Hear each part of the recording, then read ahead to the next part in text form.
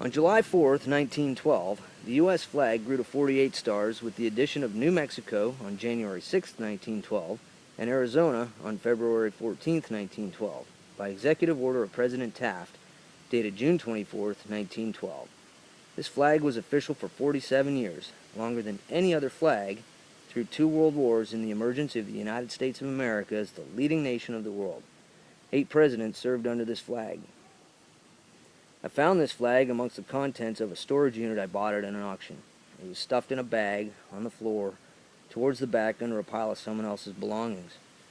At first, when I pulled it out of the bag, I was somewhat excited by my find, a piece of true American history. But my excitement quickly dissolved and was replaced by a profound sadness. As I laid out the flag and saw its obvious state of disrepair, coupled with the disregard taken in its place of rest, I felt like the brightness of the day had been diminished considerably. After I'd packed up the contents of the unit and made my way home, I couldn't get the image of the flag out of my mind. It seemed like a perfect example of what had become of this country. The once proud and united states of America had decayed and been put aside in a rumpled heap. This flag was made in America, not in a foreign country. Americans made 48-star flags through 2 world wars, the Great Depression, all the way up to January 4th, 1959, a time when life in America was simple and abundant. The year Cadillac brought us the most outrageous symbol of American engineering to date, one that exemplified the can-do attitude of American industry. This flag was flown at a time when kids could play hide-and-go-seek safely, well into the dusky hours of a summer night, when every town had a parade on the 4th of July, and when God was still an acceptable part of the government vernacular.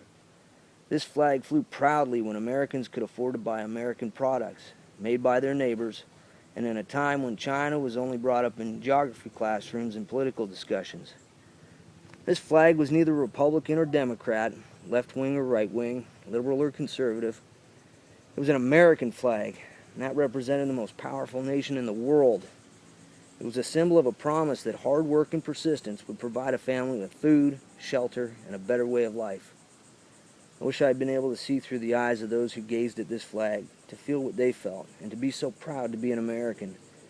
At the recent Democratic convention, many speakers denounced the Republicans for trying to move this country backwards, for being obsolete. Is that what this flag is? Obsolete?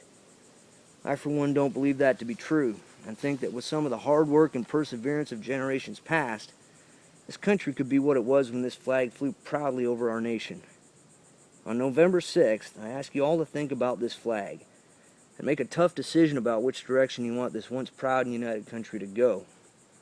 I, for one, would support the Republicans' fiscal policies and traditional values if I could. But you see, I can't. I can't vote.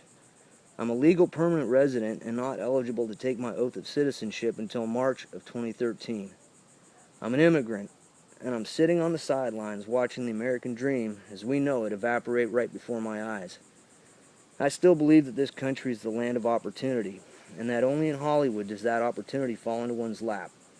I believe that my being afforded the gift of becoming a citizen of this great country is a privilege, and that America owes me nothing. I have my feet on the soil, and what I make of it is up to me. I believe that I have a responsibility to give back and to acknowledge the great blessings that this country has so graciously provided for me and all others who came before me, and that we should never take this flag and what it stands for granted. So please, on November 6th, go out and vote in my place.